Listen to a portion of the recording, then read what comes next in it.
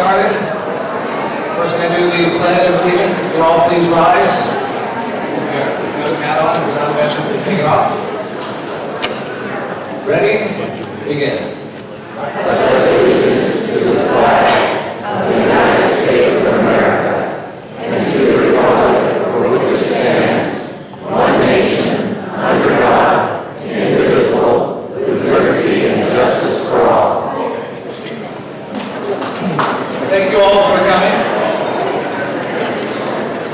I just wanted to make one quick announcement that when you came in, you all received those speaker slips or the slips.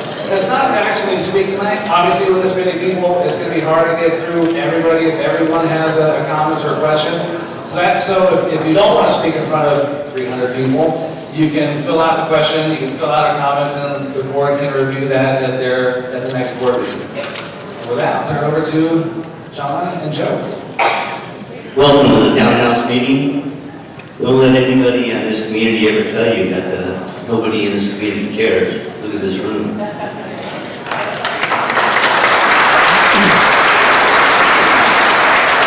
Let's go over what we're not going to discuss here tonight. We're not going to discuss Cindy because it's not an issue. Cindy has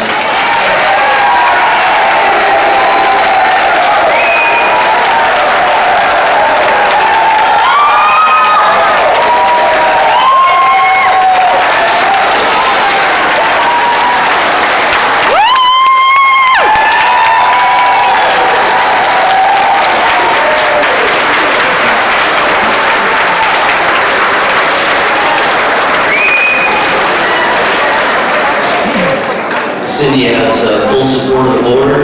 She has full support of the management team and all of her bosses all the way to the top. So Cindy's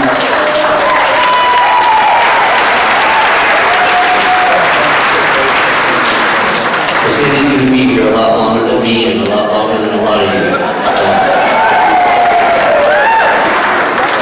So, everybody in this room has an opinion or you wouldn't be here.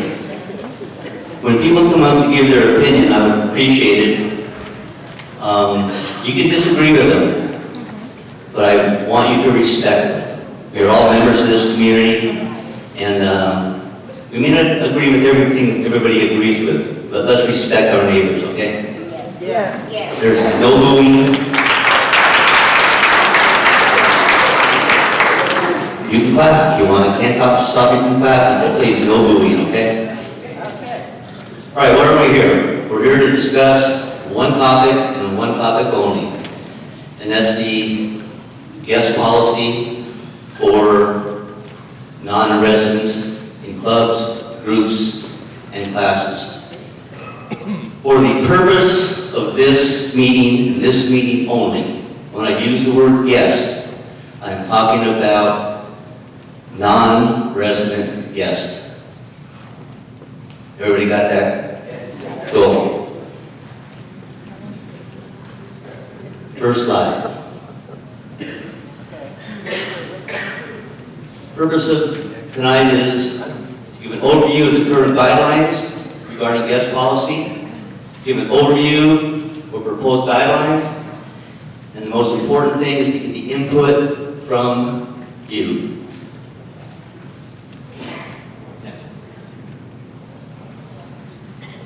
I already talked about that. Once again, guest is defined as non-resident.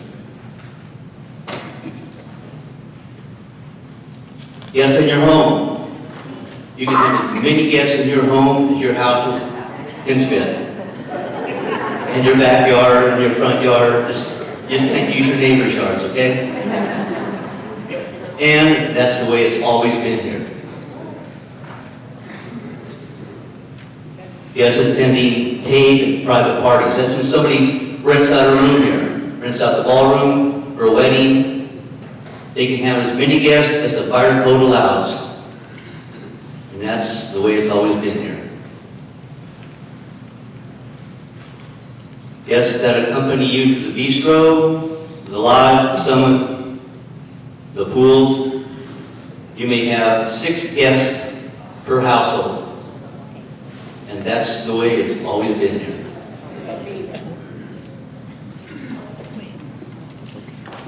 Guests that attend special HOA board approved events, such as the 4th of July, or any of our pack shows, or any other big events that go on here. Again, it is 6 guests per household.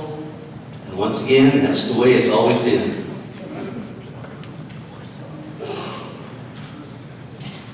Guests that attend an HOA social committee event, there's been a proposal that is now coming to the board where one resident can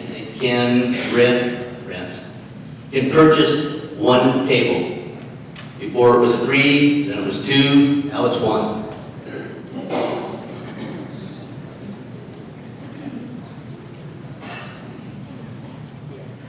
Before, there were no guests allowed to join you at a club activity event. That lasted from 2005 to 2008. Prior to that, homeowners could have as many as 6 guests per event.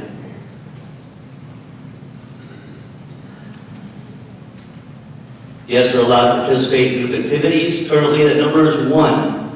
From 2005 to 2018, that number was 6. Last October, because of a problem we had with one of the car groups, that number was temporarily put down to 1. There are no guests allowed to join class activities. Prior to 2008, that number was 6. Right now we have 3 categories. We have clubs, groups, and classes. Hopefully in the next couple of months we will, it's our hope anyway, to have the same criteria for each one of these 3 so we don't have any more confusion. Prior to this meeting, we did some surveys of the groups, clubs, and classes. I think we have approximately 85 to 86 groups, clubs, and classes. We asked them what they wanted. 15 of the clubs said they would like to have 2 guests per household. 50 of the groups said they would like to have 2 guests per household. And 2 of the classes said that they would like to have 2 guests per household. The other ones that were interviewed said that they didn't really care because it wasn't an issue to them. The current policy right now for a club is 0 guests, for a group it's 1, and for a class it's 0. One of the proposals that is going to be put through is 2 guests per club, 2 guests per group, and 2 guests for a class, as long as there are more residents in each of these than there are guests. The guests will never be able to be more than the residents or members.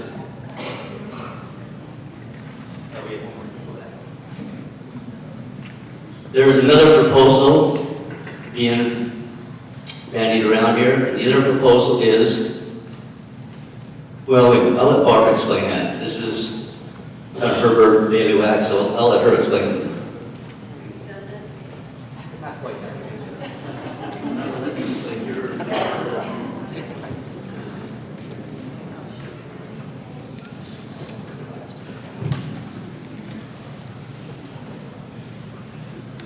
Rules and Reg has a little different viewpoint on the guests allowed in our community.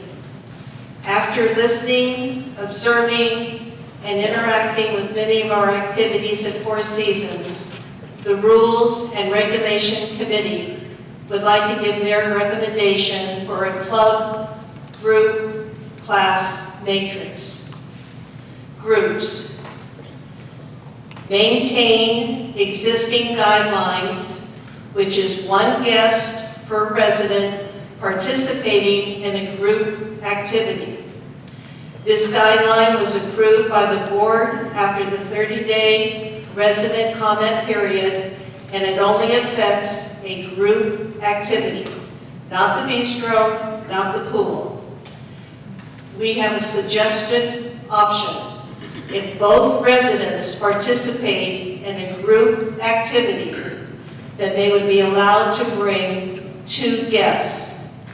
The existing rule for number of guests for a non-group activity will remain the same at 6 guests per residence. Classes. Maintain existing guideline. No outside guests may participate in a class activity. Suggested option. When there are no facilities, space restrictions, and the instructor is agreeable to take on a resident-sponsored outside guest, an outside guest may participate. Down the line, if a Four Seasons resident wants to participate in the class and no spaces are available, the outside guest would not be able to participate, as Four Seasons residents always have priority. Clubs. Existing guideline, a non-member resident or an outside guest are not allowed to participate in a club activity. This guideline has not been enforced, so many folks are not aware of the guideline. Rules and Regulation is recommending the following. If 2 residents in the household are members of a club, and we will use Wine Club as an example, they may invite 2 resident guests or 2 outside guests to a club activity. If only 1 resident of the household is a member of the club, then the resident may only invite 1 resident guest or 1 outside guest to the club activity. We are near build out. We have already experienced space restrictions with several of our activities. Four Seasons should not be the community center for Sun Lakes, Solera, or Altus.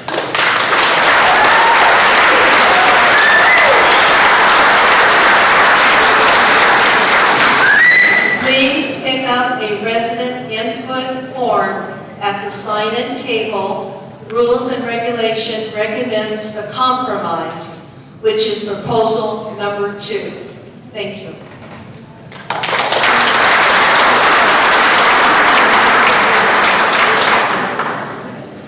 One of the things that Barbara said was about when a resident comes into a group or club and the guest is there and he wants a seat. That's only if the resident gets there on time. You can't come a half hour late and then kick somebody out. Okay? What we're trying to do here also is give the groups, clubs, and classes autonomy. Let them kind of control themselves. Keep it away, keep it out of the board, keep it out of the association. If you are in a group or a club, you don't like the way it's going, then I suggest you vote in new heads of your club. We're going to keep discipline within the groups and the clubs. Try to keep that away from the board too. And one of the reasons we want to do that is because we don't want the liability on the association or the board. Once you put the liability there, all you guys are going to end up paying for it. Because, of course, the association is the deep pocket, and that's who people go after. So if we can keep an arm's length distance from the groups and the clubs and the classes, the better we'll all be. What we're looking at here is we're putting out a straw man. What a straw man is, we put up some ideas, some proposals, and what we're hoping that you will do is give us sufficient input on these proposals. And again, what we have up here is not necessarily cast in concrete. That's why we're having this meeting. So, straw man to discuss, to say yay, nay, or something else. Let's start with that. 2 proposed guest policies. We're saying they should apply uniformly to clubs, groups, and classes. That's one proposed idea. Second thing is homeowners should always be priority. And I don't think anybody has a problem with that. Now, the goal, again, is to simplify clubs, groups, and classes, and so we have equal benefits for all of those with equal responsibilities, and John just hit on that. Again, another goal is to have each club, group, or class be self-governed. And self-governed is you pick your own officers, and you do your own thing, again, within certain constraints. And that's, again, what we would propose doing, again, to keep things uniform and to keep them the same across the board for everybody.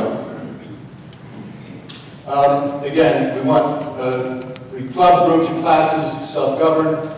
If they want to hire a vendor, instructions, catering, etc., I guess that goes without saying.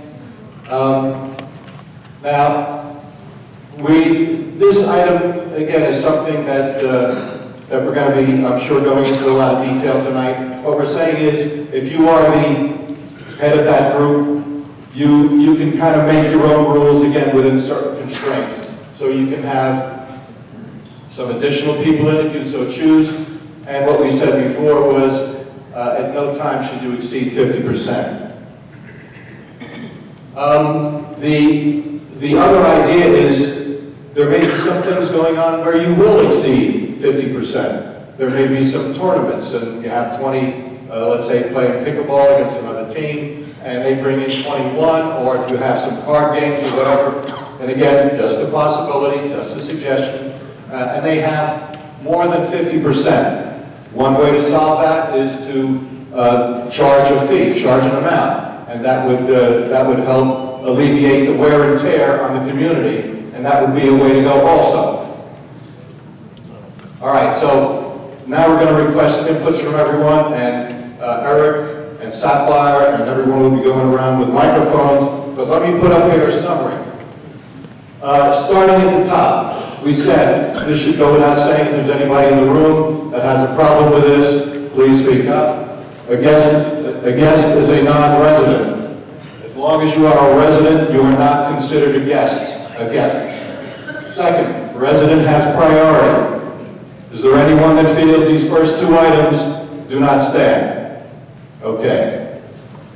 So let's talk about the next thing. Clubs, groups, and classes, and let's try to take these in a systematic way. So first thing, self-govern with constraints.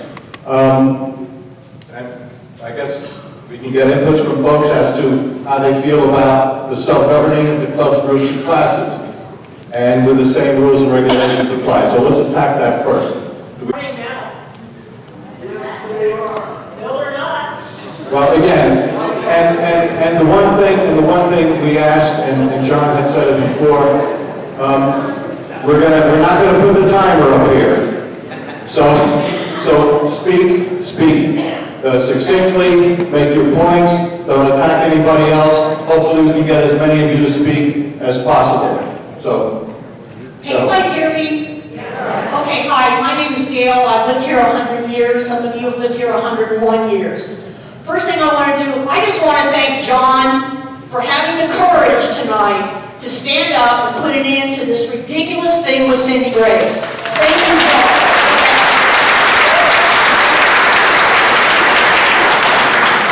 I happen to think it's ridiculous that she's had to live under the cloud of being fired by a handful of... excuse me. This is not about Cindy. That's fine. Let's move on. You know what? I'm a United States Army veteran. I served my country, and I'm going to have my say tonight. I am moving on. Hey, who are these people? I'm just saying this could have been put to rest at the last board meeting, or something could have been put in the daily report. Now, on to this situation here. 99% of the homeowners here obey the rules and try to do the right thing. We're talking about 1% of the homeowners that are a problem, and you probably know who you are. You can put in all the rules you want. How are you going to enforce them? Obviously, enforcement is a key element. Without enforcement, all of this falls apart. Correct. So, I think we have to self-police ourselves. If there's a problem going on out at the pool, now I lived here a long time ago when and there was a woman named Renee. And she used to work in facilities. And people had a nickname for her. They called her the pool Nazi. And she would go down to that pool and get in the face of people who were doing what they shouldn't be doing. So my question is, why are we paying $10,000? Why is it per service when we are paying to manage this place, manage the pool? You know what? Sometimes you get paid to do the hard thing. It's not pleasant to go down and tell the homeowner they're doing something wrong. But that's what we're paying you for. These are all good questions and very good issues. If we could get to the... I'm done. All I wanted to address was to say, a big shout out to Cindy, and thank you for your time. Thank you. I want to address one thing real quick. When Joe talked about events where there may be more outside guests than members, we're talking about things like a tennis tournament, where the tennis people would invite people from Solera and Sun Lakes and have a nice tournament here. That's the kind of things we're talking about. We're not talking about regular group activities. And again, this would have to be approved by the board, so it's not something that would be happening every day. Obviously, those would be a whole different circumstance. Okay, any other comments, issues on... Over here. Well, I'm not a speaker, but I do have something to say. I've been here for 13 and a half years. I was one of the first people that moved into the community. And for 13 and a half years, or right around that time, we have had a club, the Bridge Club. The Bridge Club was fine, but it was a lot of work for a lot of people, and my husband and I headed it up on Mondays, and it got to be a little too much for us. And we got introduced to another game called Duplicate, which is completely different than party bridge. It is a type of bridge club where you have to have someone come in and teach and take records, send these records out. We are monitored by an organization. We pay this person, and we have been operating here with that person for, a good 5 years on one day only. We have guests that came in from Solera. We did have guests that come in from Sun Lakes. And these guests are very appropriate people that do not cause any problems. Well, yeah, they may take a piece of popcorn as they walk out. Can't we afford a piece of popcorn? Well, here's the thing. This bridge club is a sanctioned bridge club. It cannot be played like party bridge. It has to be monitored, and you want to play with the best people that the bridge club has to offer. Well, these people have been playing bridge for 50, 60, in fact, we have a 96-year-old man that plays bridge. We keep our minds bright. We don't cause any problems. We're quiet.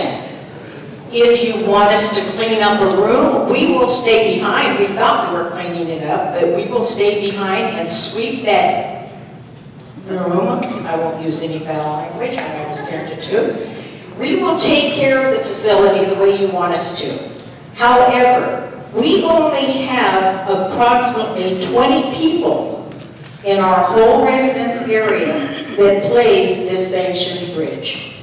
This sanctioned bridge calls for approximately 40 people at one time.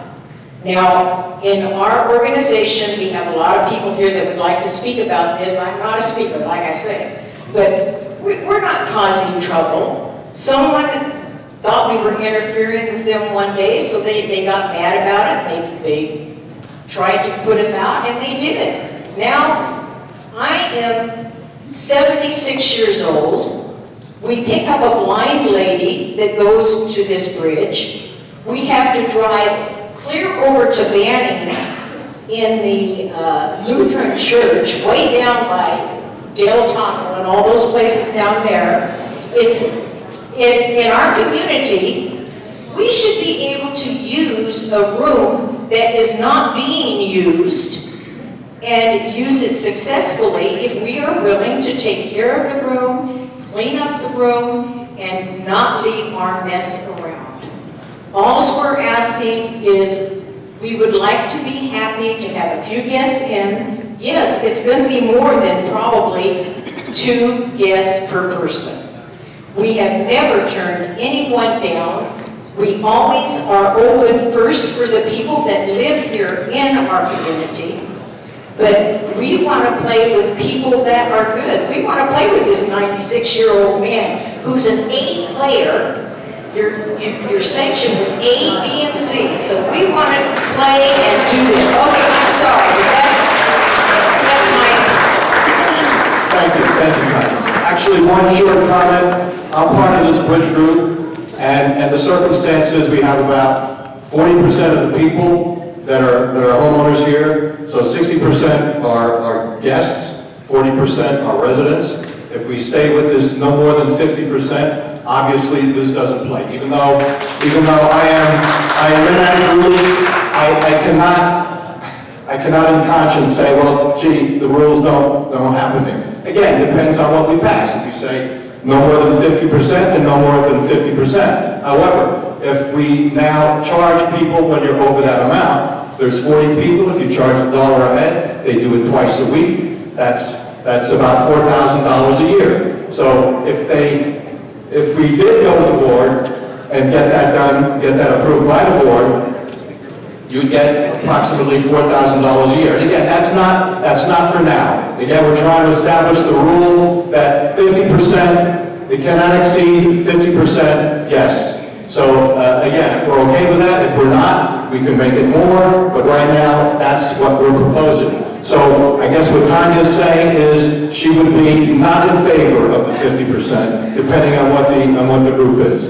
And that's certainly a good input. Another question. Okay, we've heard from the bridge group. Let's move on.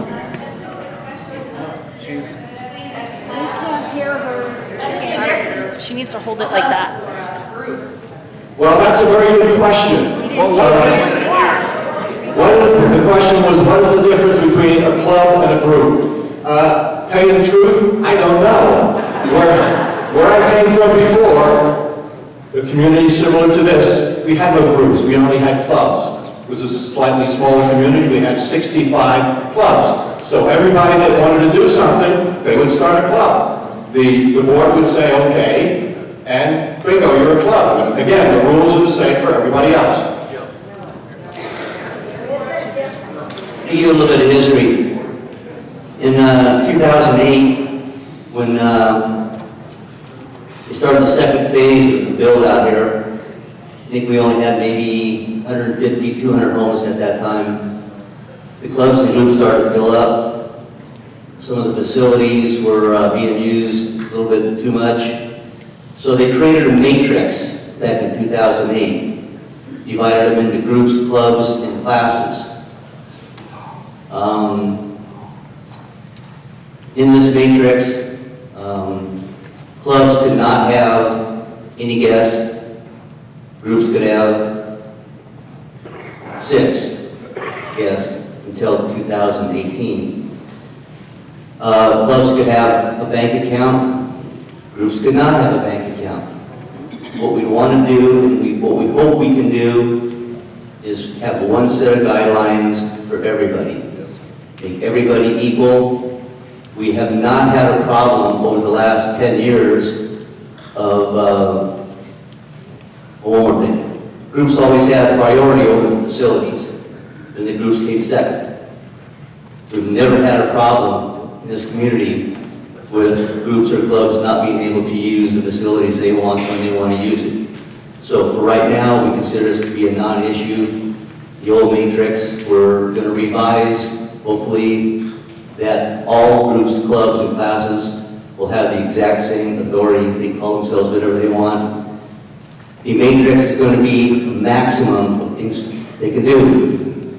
says you can have a bank account. You don't have to have a bank account if you don't want to have a bank account. If, let's say we vote there's 2 outside guests per household. If a group club does not want to have 2, they can make it, they do not have to have 2, they just can't go over the 2. So that's where we are now.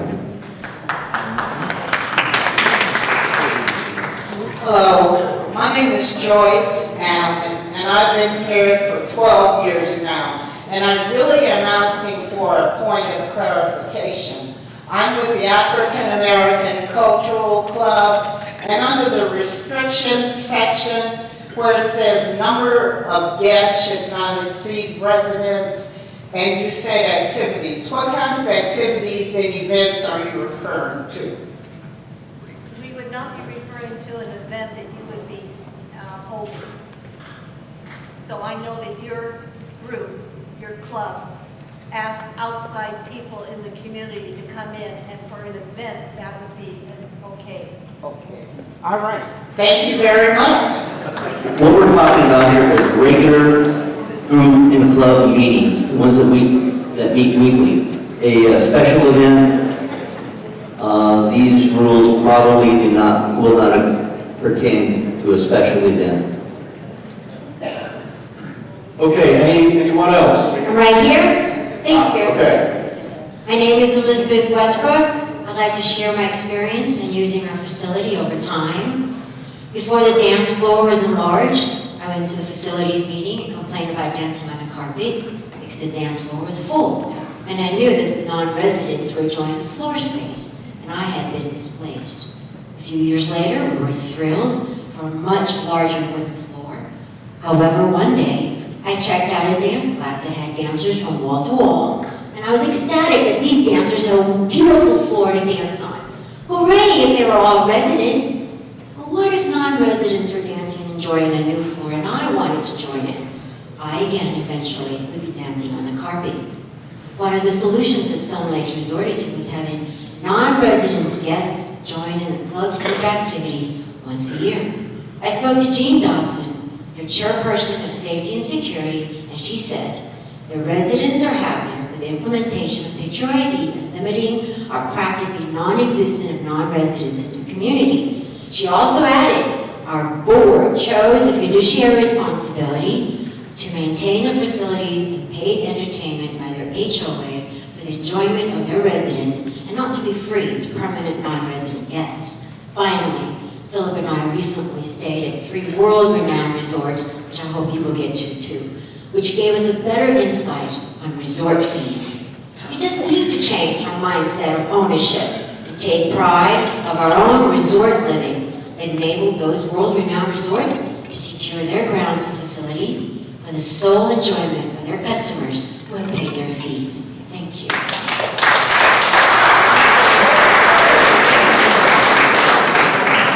I guess the bottom line there is you do not want more guests than you want residents. You want to make sure that the priority, the quantity of residents exceeds the guests.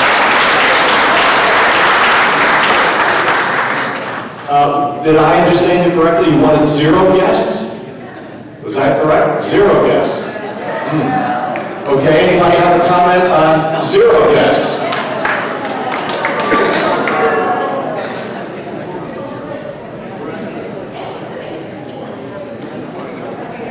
Hello? I'm over here. My name is Sandra Butler Roberts. I moved in here in 2015, and I'm really happy to see that we are working on this because there's been a lot of confusion. I know over guests, who's a guest, who isn't a guest, who's supposed to be with the guest. But before we can really know how we're going to deal with all of these new rules or how we modify them, we have to know that guests who they even are, and our guests even coming in and using our facilities, and we even know they're a guest and not a resident. Because one of the issues that I have seen is on the Dwelling Live, people can put in permanent guests.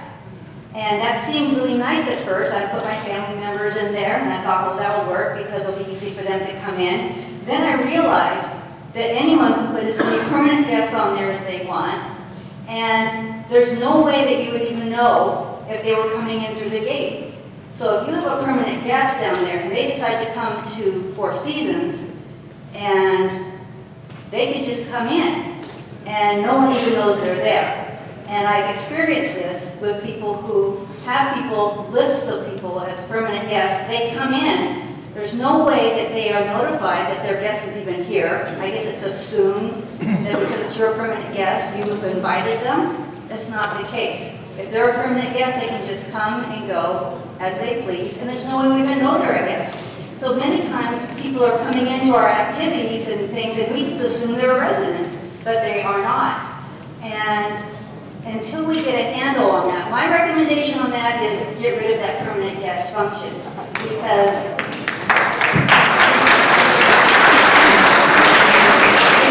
if you have a guest coming, you should know they're coming. So what I did right away is I took all my permanent guests off, all my family, and I said, if they're coming to visit, I will call the front gate and let them know they're coming. And then we have some way of knowing. I have heard people say that people come in through this lodge and they just walk in.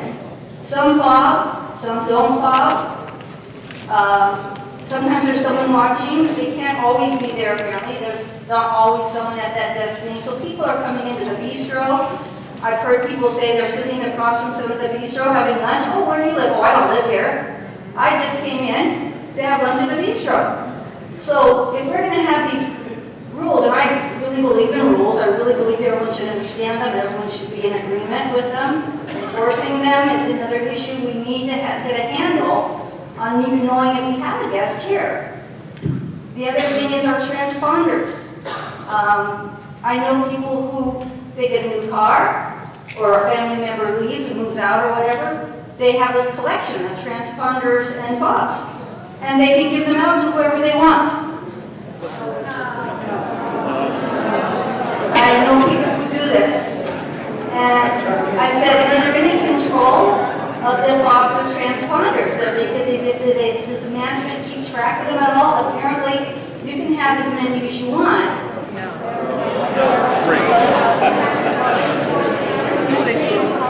I think that needs to be looked at, because I know people who have multiple of these, and they give them out to family members who can come in to Four Seasons.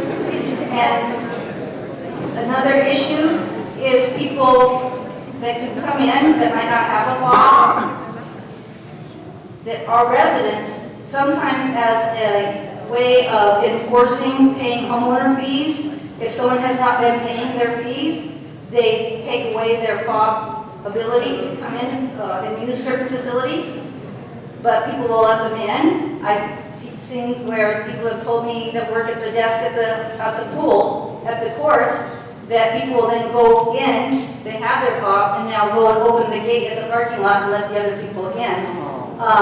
So I think it's great to have all these rules, and it's great that everyone understands how they work, but we need to make sure everyone's on board to follow them and to stay together with it as well. Thank you.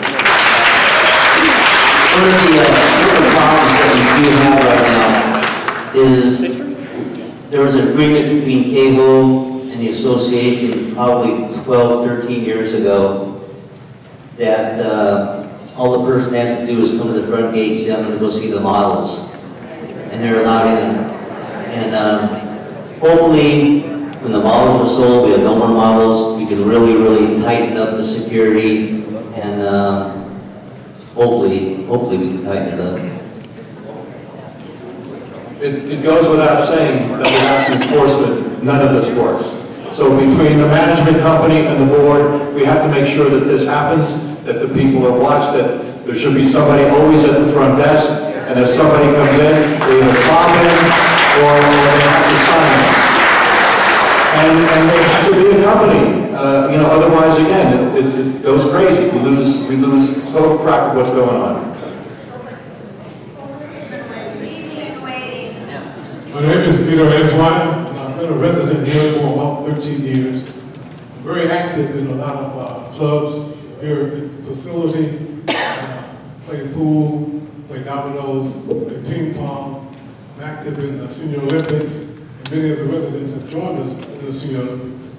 I endorse groups and clubs policing themselves with oversight. And the reason why I say that is because we are able to control the situation within the situation. We're all mature adults. We have a problem in the pool room. We approach that individual.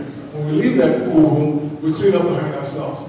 Make sure our facility are clean, because we're all homeowners and we're all responsible for that. My experiences in the past, police, retired military, and so I'm very familiar with how to deal with people on that level. I believe we do have to have oversight. And if there's a situation where we cannot control, we then should go to the next level of the chain of command. But I believe that within the facility and within the people that we have here, we're able to govern ourselves. We're able to talk to individuals respectfully and approach them and let them know that this is a policy. And if you have guests, they definitely have to comply. They definitely have to comply with the rules and regulations that are set down by the association. If not, they cannot come into the facility. It's just as simple as that. Thank you very much.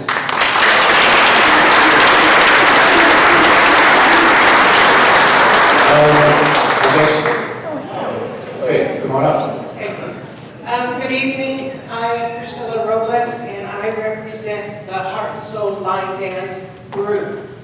According to the matrix that I was going to set up, they explained the matrix for the club, the matrix for the group.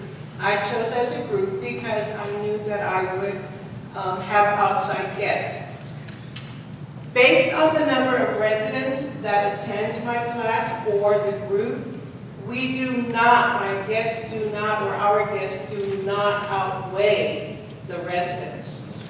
I am also in favor of allowing clubs and groups to govern themselves with restrictions and with guidelines, because I think we need them, okay? But it's just getting a little bit ridiculous. Now, a little known fact is that as a line dance instructor, I am certified and I am also insured. So I volunteer my time. I also teach line dance for the Beaumont Cherry Valley Recreation. So I volunteer here, but I teach elsewhere, and some of those students or some of those dancers do like to come in. And we've had a good turnout. It's never been a problem. They don't eat our popcorn. They don't go into the library. What they may do is go and get a snack or something to eat at Smitty's, which generates money for Smitty. Okay? The other thing I'm going to say is, when I do a Heart and Soul line dance event and I see that I'm going to have more outside guests, guess what? I rent the facility.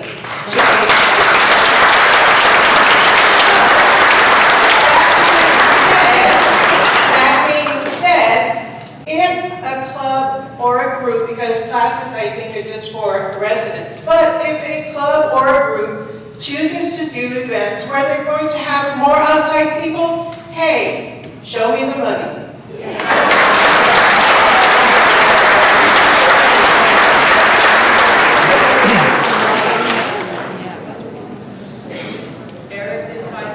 My name is Betty Ann James, and I've been here 13 years. In fact, when I moved here, this building did not exist.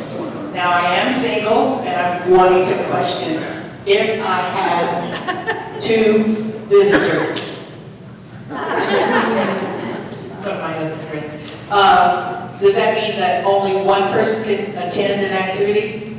If there's a husband and a wife, I'm the only one that belongs to that club or that group, then that means only one person can come? If you look at the alternatives, alternative number 2 on the proposed policy says you only get 1. Alternative number 1 says you get 2 per household. There's only one person in my house. Oh, that's right. So therefore, if my daughter and her husband came, that means that only my daughter can go to the event? I agree. If you went with proposed number 2, it's 1 guest per resident. That would not help you. No. What you would like to see is alternative number 1, which is 2 guests per household. Correct. So that is where you favor.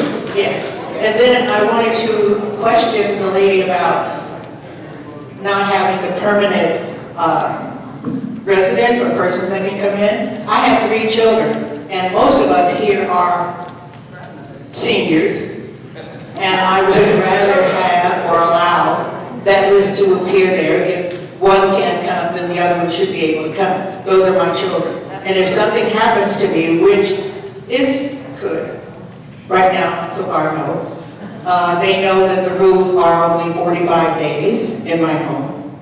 But if I don't have them permanently on that list, as one time happened, there's a long line out there to go through that gate to say that they are here visiting me in my home. So I really don't think I'd like to have that as an issue. They should be able to come in the community and go to your house. Correct. As long as you tell them up front to let them in. What we're talking about is actually going to events here, not coming through the gate. Right. Coming through the gate, you can have 10. Bring them into your house. I thought I heard someone say they wanted to get rid of that list. Okay.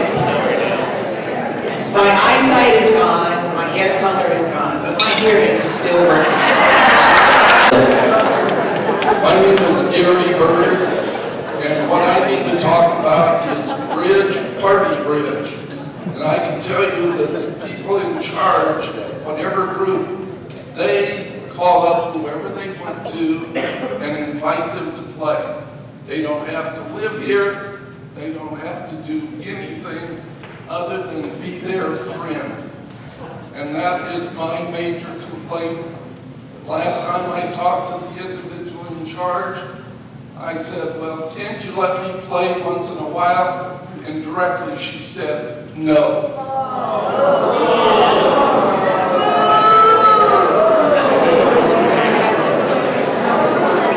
I would like to say something in agreement with the lady that's just up here. Where is she?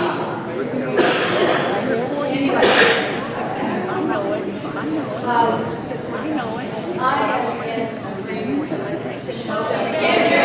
I'm in agreement with the lady that just spoke about the gate. Okay, I'm in agreement with you. I know the woman who spoke, very nice lady, but I am in agreement that there should be permanency for a couple of reasons. One is we have people in this community that have caretakers. They may come in late in the afternoon, stay overnight, and leave the next morning. They may come in twice a day to help with that person. We have disabled people here that cannot take care of themselves. When I get older, much older, I want my son lives close by, and I want him to be able to just whip through that gate. I don't want him waiting. If I need him, I want him to come through. I never see him now, but when I get old, hopefully I'll see him. But that permanent thing should be regulated by each person. You don't put in people you hardly need, no on that permanent list, do you? No, you put the people that are closest to you. Family members, very close friends. That's how we want to keep it permanent at the gate for them. And then guests are your vendors and people that are coming in for a private party and stuff. Yeah, they're going to be guests. I've had a private party here. It was very nice in this ballroom. But the guests were guests. And the permanent ones whipped right through. The family members and everything. So, no, please don't change that. We need that, especially when we get very, very old. Okay? Thank you. I'd like to say one thing. I spent 30 years in law enforcement, and the one thing I really hated the most is when people created rules and then turn around and tell people how to get by the rules. Yeah. This is the rule, this is how you get by it. Like right now we have supposedly one person per household, but you can bring 4, just have 4 other people sign them in. If we make the rule reasonable to begin with, we don't even have to worry about having somebody else to find somebody else to sign their other guest in. So, that's all I have to say. Okay, my name's Bill Guy, and to observe my wife, I'm going to go about our bridge club. I want you to know little facts. I started the bridge club 2 days a week. I wanted to do it for one reason. I wanted to raise some money for the organization here. And I think we'll charge the guests extra money, and we'll make some money. And I was going to donate it to the social committee and to the entertainment groups. And I was told by Cindy, no, we can't do that. So I says, okay, how about charity? She says, you can do that. So I says, okay, so I'm going to raise money for charity. And I started raising money for charity. Then we were booted out of here. The club is ACBO sanctioned. It is an international club that gives money to charities throughout the world. It's a very good club. Now, we did break up, and we went outside because I still wanted to do this. I still like raising money for charity. We've raised over $2,000 in the 6 or 7 months that we've been thrown out of here. But we can't give it to the Carol's Kitchen or to the police protection group, the dogs, which I was wanting to do, or San Gregorio, because I can't represent Four Seasons anymore. I represent the Benning Bridge Club. So the money is given to the church that we are in. And I wanted to give this money to these organizations here. But now we're a band. And I think maybe if you come up with the things, if we can't charge extra money, that would be nice. Because we do have a club here that is operating on the outside. Like my wife said, we're blind people. We've got 2 or 3 people that can't make it all the way over there. And they're sitting at home not being able to play good bridge. So, you've heard my points. I would like to see it, like Pete says, let the clubs manage themselves. Let them pick the number of guests, as long as they don't keep residents out. That was in fact, our teacher would sit down, and anybody that came into the thing that was not a resident, that was a resident, wanted to come in and play, she would sit down and teach them how to play. We always kept one seat open for anybody that wanted to walk in. So we always kept the resident, the homeowners first. That was our main thing. And that's what we still stand by, and I don't know what else to say. That's it on that. Anyone else? Okay. I just have a question for,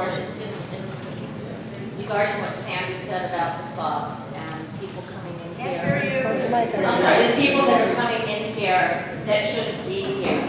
Is there any type of regulation going on, first service, the board, whoever, that when people move, those codes are disabled and those fobs are taken, the ones that are on their cars? What is the situation? As far as I know, they are. Eric, you can answer that question better than anybody. They're disabled, are they not? They are disabled when somebody moves and the new homeowner comes in. If they haven't transferred over, if we can't verify that the fobs are with the new homeowner, the old ones are turned off. Same thing with the transponder. If the transponders are turned off, the windows have to be turned off. They're off. So once you move, you're not. Well, what about the codes that were given on the? Those are turned off as well.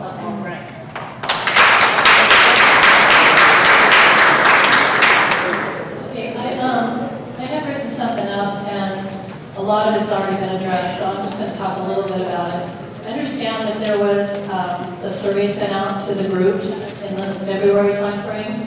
Is there a reason that survey wasn't sent out to the entire community so that everybody could address whether they felt there was something that needed to be done? I understand you sent it to the clubs because they're the ones that have the people coming in, but the rest of us have some skin in the game with that as well.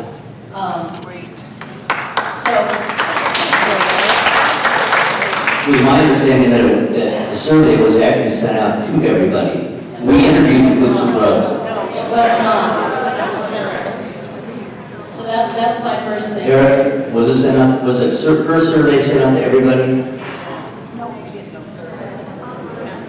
Only the leaders of the different clubs and groups were interviewed for the results Okay. that were out there. I apologize.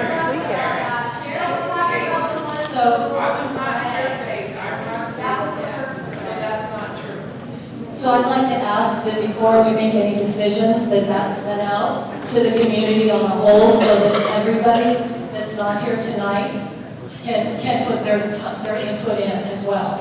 And I attended a meeting with John back in May and asked him specifically what the benefit would be to our community as a whole. and he had indicated that he would get, he would either give me the answer or have the clubs give me the answer, and so far, I haven't heard anything. So I'm still looking for what the benefit is for us. I also want to know who's going to be liable for all these guests coming in here. You say it's going to be the clubs, that you're going to have an arm's length, but it's still our facilities here, and it's still our liability. Correct? Correct. As far as legal liability is concerned. That's what I'm talking about. Yeah, those, obviously, having more people in the community, the legal liability goes up. It should not be going up by any amount. We are covered. So, you know, Covered, but as Eric indicated, every time we open up a claim, we have a deductible of $50,000. So if we have more people coming in here, chances are there's going to be more claims being filed or attorney fees being paid. And that's why we want to keep this thing under control. Okay. You know, we have what, 3,500 people that will be in here when it's all built up. I can't imagine there would be at any one time more than 50 people in the community that don't belong here. Okay, no, but okay. Since the board has a fiduciary responsibility, have they looked at, has the board looked at what the financial responsibility would be for us for floors being damaged, chairs being in need of repair? On a whole, things are falling apart already. Every day or every week we see something in there saying that we're replacing one or another pieces of equipment. So are we going to look at what doubling the people using anything is going to be? Again, what we had indicated before, there were, for people coming to your house, 6 per. For many things, it's 6 per household. Right. What we're talking about here is... That's what I'm talking about. Club, well... Well, that's what I'm talking about. They're in card rooms, they're in dance floors, and I applaud the lady that, and I didn't get her name, I'm sorry, for the dance group, that she rented the room, because that's another thing. If I want to have a party, and I have people coming in from the outside, I have to rent the room. These rooms are provided for free to clubs that are here. If we have people in here that even half don't belong here, that should be, they should have to be rented. Well, that's true. That's why we're putting the limit on it, that there has to be more homeowners than guests. And again, what we're talking about here, we're talking about going from 0 to either 1 or 2 that you bring to a function, to a club function or to a group function. We're not talking about the 6 people that you could bring to eat at Smitty's, the 6 people that you can bring to the pool, and are you saying what you would like to see is that the number 6 right now that we've had for all this time? That's not what I'm saying. The 6 is fine. And when your family's here, you still should be able to use what's out there if it's not playtime. I'm not talking about that. I'm talking about the groups and clubs that are utilizing our facilities in the dance floor, in the card room, in the billiard room. We just had a pool table that had to be repaired to the tune of $4,000. So if we're doubling the amount of people that come in there, are we going to double the amount of what's going to come out? Is it going to come out of reserves? Is it going to come out of capitals? Or is it going to be assessed to us? Well, when you talk about doubling the amount of people, again, we're saying it's going to be two guests that you can bring to a function. It doesn't mean that the club that may have 30 or 40 people is not going to bring an additional 30, 40 people in all the time. Okay, but have we done any studies as to how many are in there now? I mean, we're just going into this. I just want to know we've done our due diligence before we enter into something that could end up costing the association money or us when we get assessed for it. And obviously that's all I'm asking. That's true. That's all our concern. The only thing that we have really done is to just look on a day-by-day basis and see how many people do come in and how many guests we do have. And we're saying, you know, we're not going to increase that by a great amount. Just that if somebody does want to bring 1 or 2 guests in, they should be allowed to do it. And again, that's one of the proposals. So, again, I guess like the whole question is, have we looked at what the financial liability could be to each individual? we have not. We have not. Then I'm going to ask that you look at that and provide a survey for everything. You know, during the summer, we have 10 times the amount of guests that come in here, use the pool at the 6 guests per household, 10 times the amount that we have guests that come to club and group events. So if we're talking about wear and tear on the community, 10 times the amount of people that come in just as guests at the 6 per household is a lot more than anybody going to clubs and group events.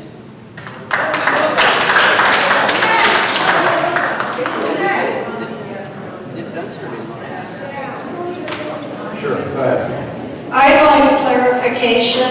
On an earlier slide, it showed that specifically wine club, that you had residents considered as guests, and that they would have to be with a member of the club in order to attend. To me, that's discrimination, especially with the new people coming in. Would that go with the proposed number 1? Again, with our proposal, we're saying all homeowners are not considered guests. In the wine club, you have club members, you have... We have guests, but we have... guests, but they're not really guests by this definition. They're resident They're guests. residents. If you took a percentage of what our guests for non-residents are considered to our resident guests, you're less than 1% of the club membership. By these But you're discriminating if you got a new family coming in, they want to come to a wine club, and they have to contact a member in order to come in as a guest. Is that what you're saying? That's what that slide said. No, this does not apply to things like the wine club. Again, and that's why we define things the way we did. We said if you are a homeowner, you are not a guest. So if you're a homeowner and you come to the wine club, even though you're not a member of the wine club, that does not fall under this regulation here. Okay, but you had that on the slide. Barbara, we said that at the very beginning, just for the purpose of this meeting, when we say guests, we're talking strictly... Okay, I just wanted clarification. Yeah, no, you're right. It does not include resident guests. Before we go any further, one other comment. What we would like to do before we all leave, and I see some folks are starting to leave already, I'd like to be able to walk out of here with some consensus as to which way we would like to go. And again, that's just the start of the process, because then after that, it goes before the board, and it has to go out to the community before all the rules and regs are changed. So once we finish with all the comments, I'd like to be able to go back up to this summary, and let's just take a look at each of these things, and maybe with a show of hands, get some idea of where everybody stands, or what everybody is recommending here. So we can proceed from here on out. It would be silly for us to walk out of this meeting without having, just listening to people's comments without getting somewhat of a consensus as to where we should be going next. And that was the whole idea of this. Let's get an idea of where we should go with again, two people or two groups, one saying no guests, another group saying everybody can come, so we want to come to a voters event. My back hurts from standing here. My name's Sharon Hayden. I've been living here for 3 years. I love this community. When I moved into this community, it's because of all the rules, and that we have gates to lock people out that we don't want, because we have like a daughter that she's not allowed around us. And I'm listening to, I have friends over in Sun Lakes, and that's a huge place. And my question is, what are the reasons that our people can't go play cards over there? Or our people can't go to Selena or whatever? But we do. I'm probably a little low down. But why can't they rotate to all the other places? What is the reason that Sun Lakes won't allow our people over there and the other places won't allow? Is it because it grew and grew? I mean, like when we're growing up, we all go, there's always more mothers that participate in the classrooms. When we're older, There's more people who have the parties, and then we're gonna develop a community that everybody can come over here because some homes doesn't allow it anymore. Why? What's the reasons? Is it liability or is it wear and tear or what? Because once something happens, then you can get more and more of the same thing happening. That's, I'm just wondering. Up until about 2 years ago, some lakes did allow guests, and they still allow guests, okay? One of the reasons they had to cut it down is because they have a restaurant over there, they have a bar, and guests were going in there, running up huge bills, and then just walking out and not paying. So they just finally just cut it out, so we're not doing this anymore, we're not allowing guests in our clubs and groups. Now they have an ID over there. When you walk in to buy a drink or a dinner, you have to show your ID, and that bill then goes to your house, the member's house. So they've lost over 150,000 in just last year, in just their food and drink bill. So that's why they had to cut down. That's just one reason. I don't know the rest of the reasons, but I do know that one. Shame on them. Are they that young? Yeah, they were. Is it my turn? Yes, her turn. It's her turn. You know, I'm listening to all of you, and I hear you all brag about how long you've been here. I haven't been here. But I'm going to hear from you. Hold the mic a little closer to your... Is it close enough? Yeah. Okay. I listen to everyone tell how long they've been here and brag on it. I haven't been here a year. We bought here for only one reason. Because we were on lockdown. Okay? We moved from LA to be on lockdown and have privacy. And these conversations to me are absurd. Because we all know that's why we're here. So I don't know why we're guessing on what we don't want to do. So if you want to bring your small children in, your grandchildren, all your guests or whatever, you need to realize that your neighbors did not move here for that.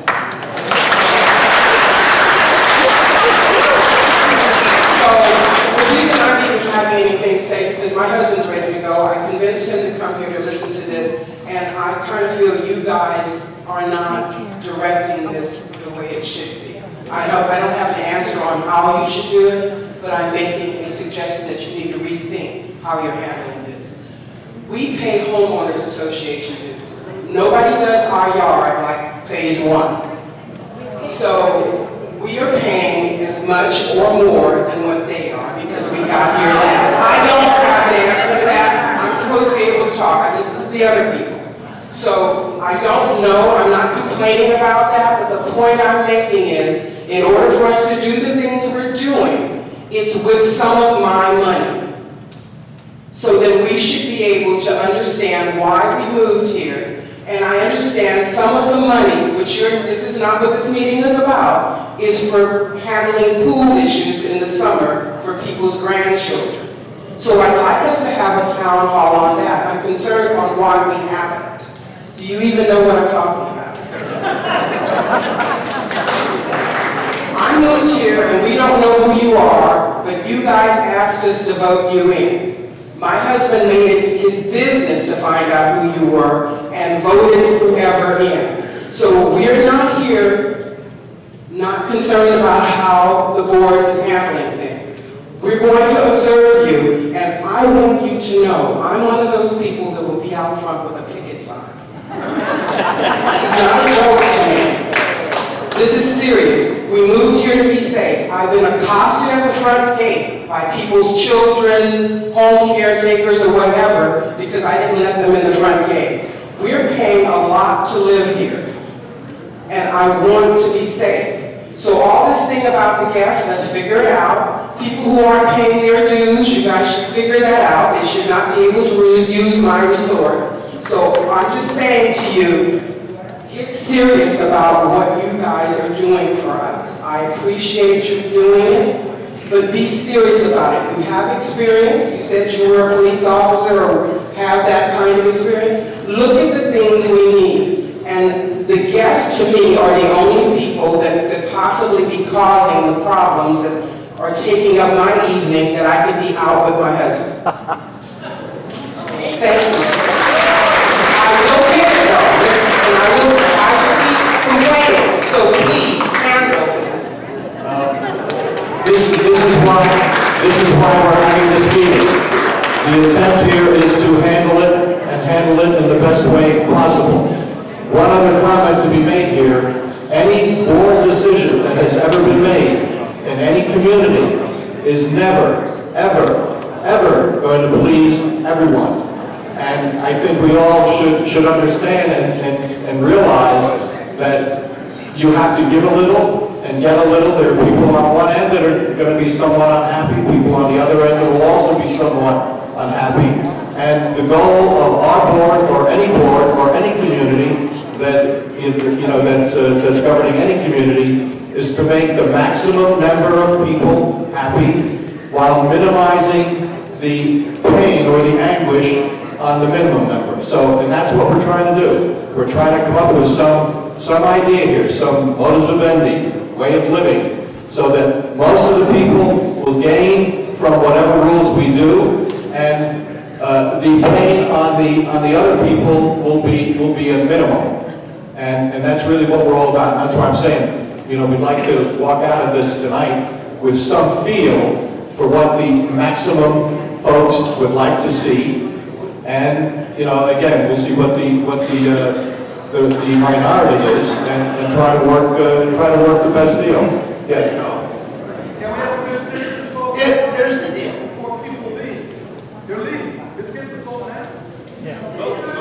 Here's the deal.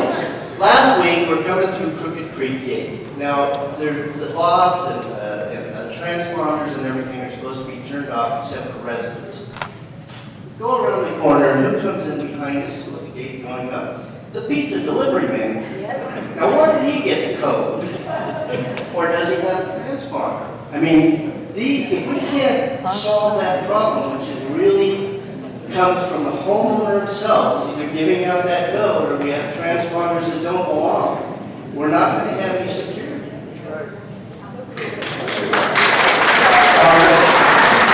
The point has been made that a lot of folks are leaving, and really we ought to try to get to some conclusion. So let's kind of go through this. I think first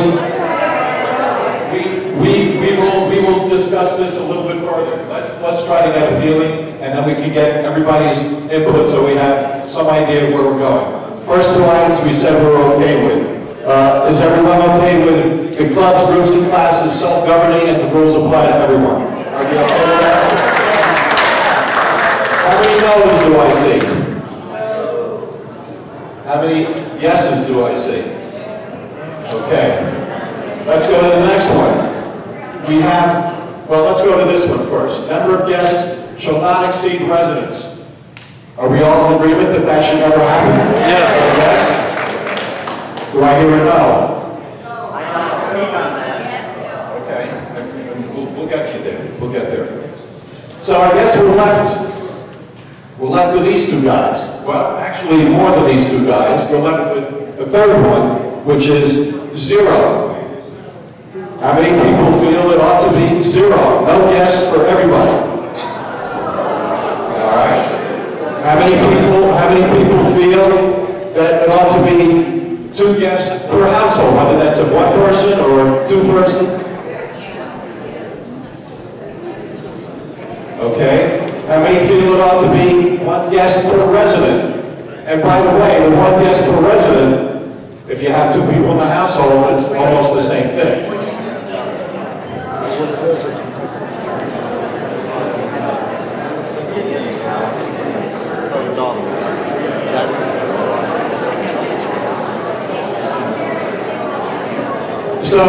So am I reading this correct?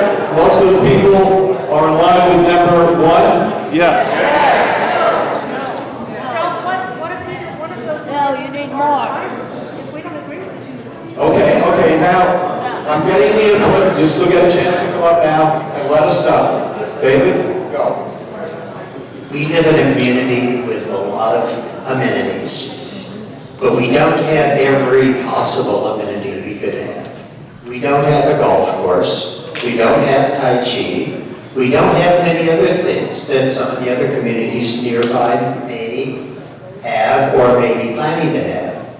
I see no reason why we should be building impervious barriers around our community. I think we should be cooperating with the other communities. If there is a group like the Duplicate Bridge Group that draws from multiple communities, I personally see no reason why the group cannot rotate to the different communities. I also don't see any reason why people who live here can't go to Sun Lakes with one of their friends to play golf, or invite somebody over here to the wine club if they're a member of the wine club. I think that we don't need to be putting ourselves in a prison. We should have the ability to socialize with who we want to socialize.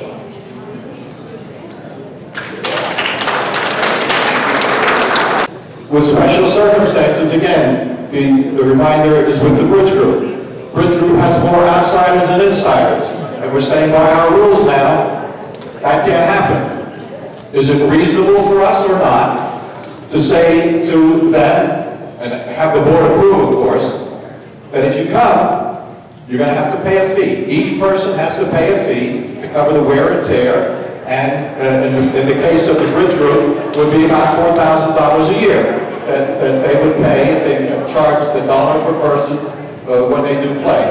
So how does everyone feel about that? Having them pay if they do exceed, or just under no circumstances should they exceed, and no payment or no fees charged? Rent the room, okay. Hi, my name is Barbara, and I disagree with your statement just now. I think that it would be very hard to regulate who's going to pay, how much are you going to pay, how are you going to collect the money, what are you going to do with the money. There's just going to be a lot of ifs on that statement. But I do believe 2 guests per household should be a good number. I'm vice president of the wine club, and we do have guests, outside guests, and if there is a single person who wants to bring a daughter and a son-in-law or whatever, they should be allowed to do that without having to wander around and find somebody else to sponsor. So I believe that 2 guests per household is a much more reasonable number. I've spoke to you guys about this before at a board meeting, and I think that that's what needs to be voted in. And I do believe that outside guests that are not signed in, that are not with another resident, should not be allowed. I know in particular a person that has talked to me on the outside about coming in here, using the facilities, playing tennis, playing ping pong, getting upset with the ping pong player, a resident, for questioning the person why they were there, and he felt he had every right to be here, even though he was a non-resident, not even a guest. He just somehow gets in the gate. Somehow we need to regulate it. I see people walking our trails.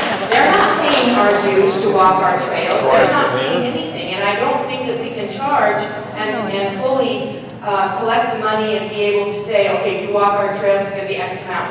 We're the ones that moved here for the trails, for the amenities. We don't expect outside people to be able to wander in and do whatever they want to do and pay $10 to do it. I could go to a park, at someplace, a national park somewhere, and do that. This is a resident place, resident owned, and the resident should be the first priority. We should not allow other people in unless they are a guest of a resident and they are with that resident and that resident is signing in.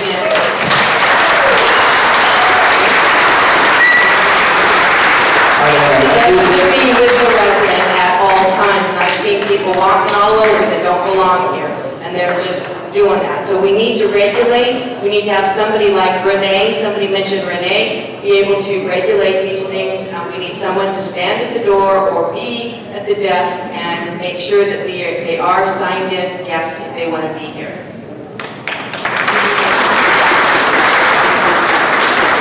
I do believe that one person that she's talking about has been removed. Is Sandy still here? Sandy's not here, but I do believe that one person she was talking about has that person been removed? As far as you know? Good. Obviously, just one point on what you were saying, one comment on what you were saying. There's certain things we can enforce and certain things we can't. Tracking people down on trails is going to be tough, and you know, that's a problem. They shouldn't be able to get in the first place. Well, that's true.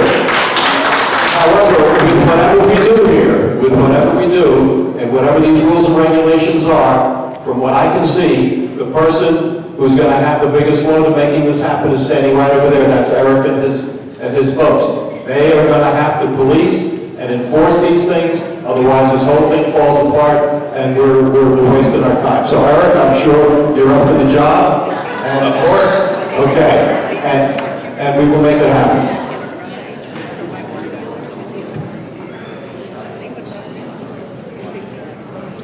Anybody else? Okay. I guess if there's no one else, I want to thank everyone for coming here. This was fantastic. We are a great community. I guess I look at us, this is my extended family, and we all are thinking of each other that way. Thank you so much. I want to thank everybody for being respectful to their neighbor tonight. It was very nice. Wine time.